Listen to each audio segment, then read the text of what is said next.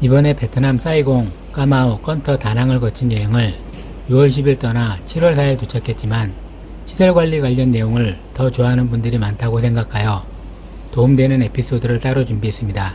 제가 6년 정도 다녔던 사업장에서 벌어졌던 일이었고 이곳에서 벌어진 일들을 분석하면 많은 분들에게 크게 도움이 됩니다. 겸손하게 사는데 왜 나쁜 결과가 나오는지 이유가 있습니다.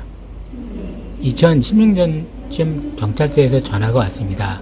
밤중에 온 전화라 처음에는 보이스피싱이나 장난인 줄 알았습니다. 자세한 내용은 말하지 않고 직장에 누가 고소를 냈으니 내일 형사결로 나와 조사를 받으라는 거였어요. 도대체 걔가 뭘로 고소했다는 건지 감이 잡히지 않더군요. 더구나 걔는 1년 전에 폭행으로 고소하여 처벌된 애였습니다.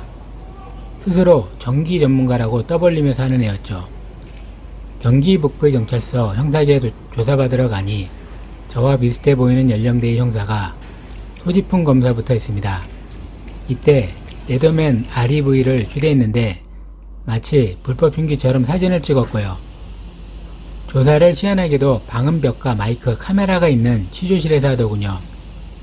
사실 중대사건이나 그렇게 하는 게 맞는데도요. 그 형사에게 고소장에 대한 내용을 듣고서 상황 파악을 했습니다. 전기 전문가가 저를 명예훼손, 모욕, 특수협박, 군용칼, 의자, 탁자로 고소한 겁니다. 그 자리에 있었다는 애들 중 하나가 증인이었고 차후 하나 추가되었습니다. 그리고 녹취록이 고소의 증거였고요. 녹취록은 원래 스마트폰으로 녹음한 거였습니다. 그리고 그 형사 걔는 반말에다가 욕설도 좀 하고 아주 저를 범인으로 단정짓더군요. 제 말을 들으려 하지 않고 제가 반박 진술서와 증거를 낸다고 하자 그건 판사에게 제출하라고 했습니다. 즉 무조건 기소될 거란 얘기였죠. 이건 막무가내 돌대가리란 생각이 들었습니다. 조사 끝나고 강력범죄자들이 하는 열지장 전자지문인식도 했습니다. 집에 돌아와서 전기 전문가가 무고를 한다는 걸 입증하는 증거들을 효과적으로 찾아내기 시작하고 바보라도 알기 쉽게 요약 진술서를 만들었습니다. 그리고 며칠간 그 형사 얼치기와 통화했으나 도무지 말이 안 통했습니다. 그래서 수사관 교체를 신청했고 한 달 정도 지나 전화가 왔습니다. 다음날 아침 일찍 조사를 받으라고요. 아침 7시에 가서 박긴 형사와 대화를 하는데 걔도 더 심했습니다. 반박 증거와 진술서를 받아보고 판단하라고 해도 한사코 받지 않으며 그건 검찰에 내랍니다. 그리고 자기가 경찰 경력이 25년이 넘는데 자기 모가지에 칼이 들어와도 그 결과에 자신할 수 있답니다. 자신의 경력과 판단으로 무조건 기소 의견이란 겁니다. 저한테 손가락질을 하다가 순간 눈이 마주쳤는데 그 친구가 움찔하더군요. 맙소사 증거와 서면을 읽어보기만 해도 바보가 아니면 무고임을 아는데도요.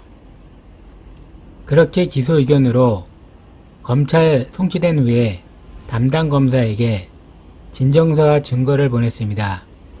그리고 이 여자가 저희 전체 민형사 소송 기간 중에 최악을 검사했습니다. 도대체 성의와 관심이 없었습니다. 그러나 이미 그때는 법률 지식과 경험이 상급 수준인 상태였기에 그대로 몰리면 실형 6개월 이상 나온다는 걸 알았습니다. 우리가 아는 것보다 민형사 소송은 절차와 결과가 대단히 허술하고 공정하지도 않거든요. 그 여검사에게 바보 멍청이라도 알 수 있게 요약 정리하여 다각도로 볼 수 있게 한 서면을 몇 번 보냈습니다. 원래 그 정도면 검사실에서 연락이 오는데도 걔는 반응이 없었습니다. 알고 싶지도 않고 우스운 거죠. 결국 그 2명의 얼간이 형사들을 징계 요청을 하면서까지 겨우 불기소 처분을 받을 수 있었지만 너무 한심스럽고 어처구니가 없어 대표적인 사례로 남았습니다. 수사기관의 수준이 얼마나 낮은지 표본입니다. 불기소 처분 통지서에서 그 여검사는 제가 주장한 논리와 증거를 그대로 인용하여 적어놨습니다. 그런데 그렇다면 전기 전문가와 거짓 증인 2는 무고죄이지 않습니까? 물론 증인 2명은 증인 선서를 하지 않았더라도 전기 전문가는 무고의 고소를 한 시점에서 이미 무고죄가 성립됩니다.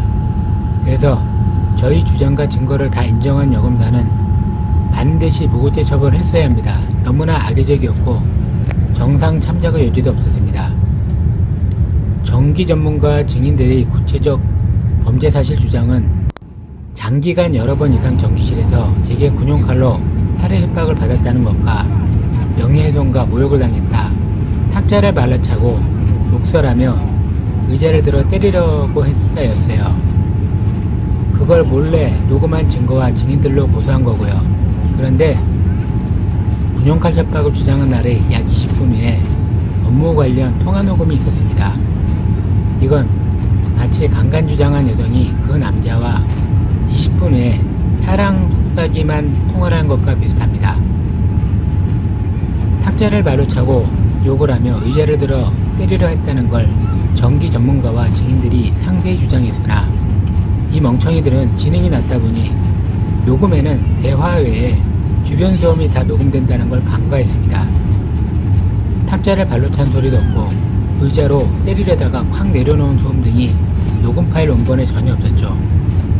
그리고 제가 좀 험한 말을 한 건 전기 전문가가 먼저 자극하여 그리 된 걸로 검사가 인정하여 모욕도 아니었습니다.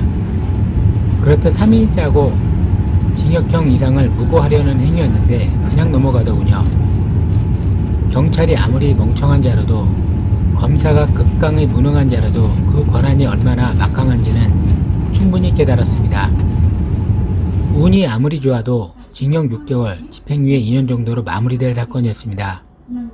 애초에 그 형사계의 두 멍청이가 용납이 안됩니다. 지능이 80 이상만 되어도 제가 전달하려 한 문건을 한번 대충만 봤어도 무고인지 알 수 있었습니다. 지 모가지에 칼이 들어와도 자기 25년 경력을 걸고 결과를 자신할 수 있었다고 했는데 그 인간이 결과에 대해서 반성이라도 했을까요? 지들이 제출한 녹음 파일이 지들 무고의 확정이 된 겁니다. 전기 전문가와 증인 임명, 이것들을 세부 분석해도 인간의 종류와 그 사악한 종자들에 대한 구분 등의 세부적 정리가 가능하지만 일단 이만큼만 올려드립니다.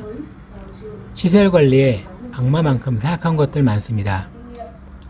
그렇지만 그런 것들은 먼저 지능이 떨어집니다. 그래서인지 패거리로 뭉쳐서 덤빕니다. 이건 양아치 기본법칙 중 하나이기도 하죠. 시설 관리에서도 중요한 건 사람입니다. 좋은 사람 만나면 만사형통이에요.